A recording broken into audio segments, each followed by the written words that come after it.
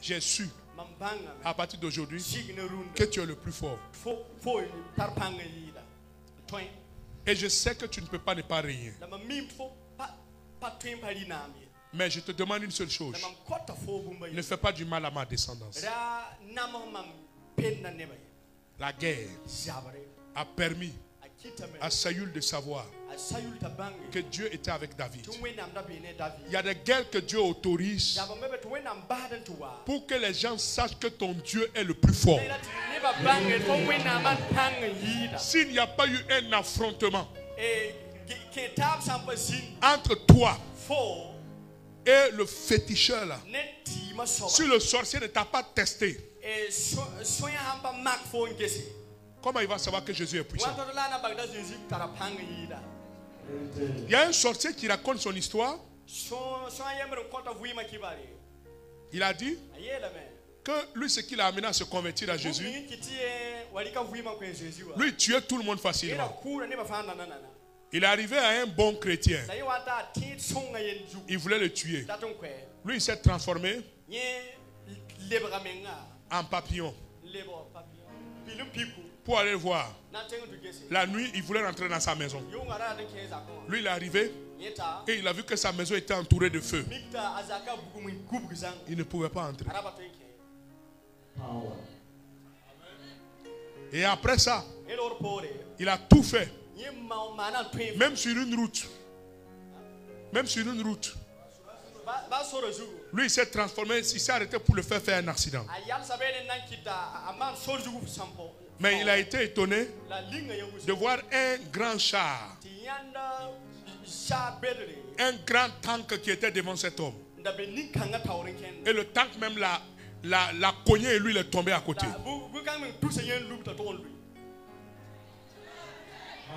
Ils te feront la guerre mais ne te vaincront pas. Il faut que la guerre vienne pour qu'ils sachent que ton Dieu est grand.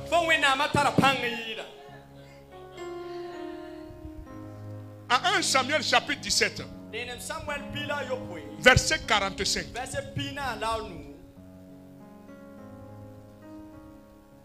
Cela faisait plusieurs jours. Israël et les Philistins étaient en guerre. Mais dans la guerre là, c'était une guerre froide. Une guerre de paroles. Israël est ici. Les Philistins sont là. À la frontière. Et ils sont en train de s'insulter. Il y avait... Dis avec moi. Il faut la guerre pour qu'on sache que Dieu est Dieu. Regardez. Il y avait un gros et grand Philistin qui s'appelait Goliath. Lui il sort et puis il insulte le Dieu des Israéliens. Il se moque.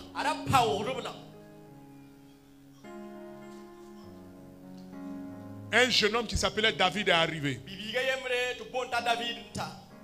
Et c'est David qui a décidé d'aller en guerre pour que tout le monde sache que le Dieu d'Israël, il est le plus grand.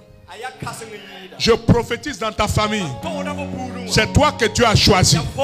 Et ce n'est pas toi qu'ils sauront que Dieu est Dieu. Donne-moi la main fortement. Je suis en train de terminer mon message. David s'est lancé dans la guerre. Bien-aimé, ne vois-tu pas la souffrance de ta famille? Il faut quelqu'un qui accepte se sacrifier. Oh! Jésus a accepté d'aller en guerre pour que toi et moi on soit sauvés. Mais toi, tu fais quelle guerre? Tu fais quel combat? Il faut que tu fasses un combat. Je vais vous dire quelque chose. Dans la famille d'Allah, il n'y a aucun pasteur. Je suis le premier.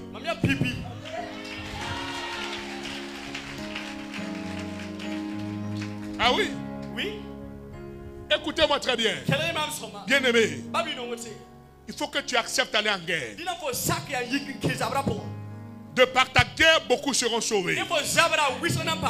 David savait que s'il va en guerre contre ce Goliath, l'humiliation va prendre fin. La guerre que tu vas faire aujourd'hui va mettre fin à l'humiliation de ta famille.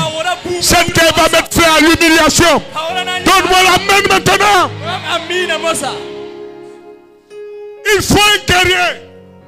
David est sorti et il a dit à Goliath, je suis prêt à aller en guerre contre toi.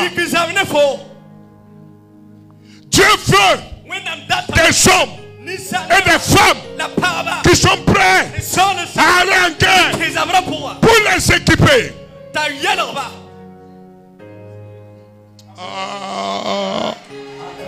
Il est temps que tu sortes de ta zone de confort.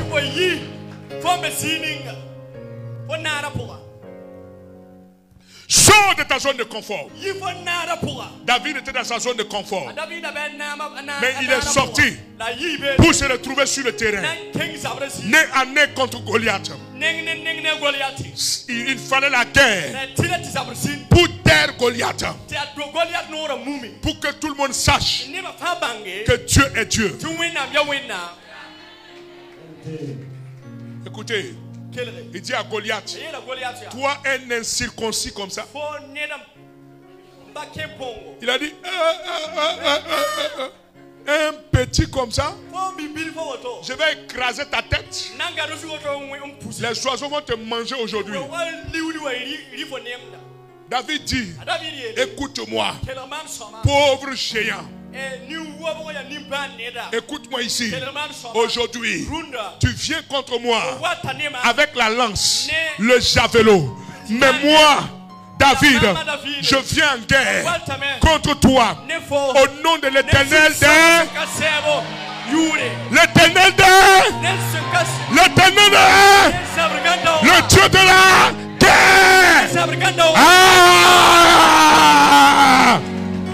Est-ce que je parle à quelqu'un? Il dit, écoute-moi ici. C'est au nom de l'Éternel des armées que moi je te rencontre. Toi Goliath, allons en guerre. Trop c'est trop. S'il n'y a pas un affrontement, s'il n'y a pas une guerre, les paroles ne vont pas finir. On va en finir aujourd'hui. Ce n'est pas demain. Oh, quelqu'un reçoit l'onction de David. Quelqu'un reçoit l'onction de David. Est-ce que quelqu'un est fatigué maintenant? Est-ce que quelqu'un est fatigué maintenant? Est-ce que quelqu'un est fatigué maintenant? Le dossier doit être clos aujourd'hui même. Ce n'est pas demain. Ce n'est pas après-demain. C'est aujourd'hui même que le dossier là, on doit clore. Écoute-moi ici. Il y a eu un temps de souffrance, un temps de mépris. Mais aujourd'hui, ça doit finir.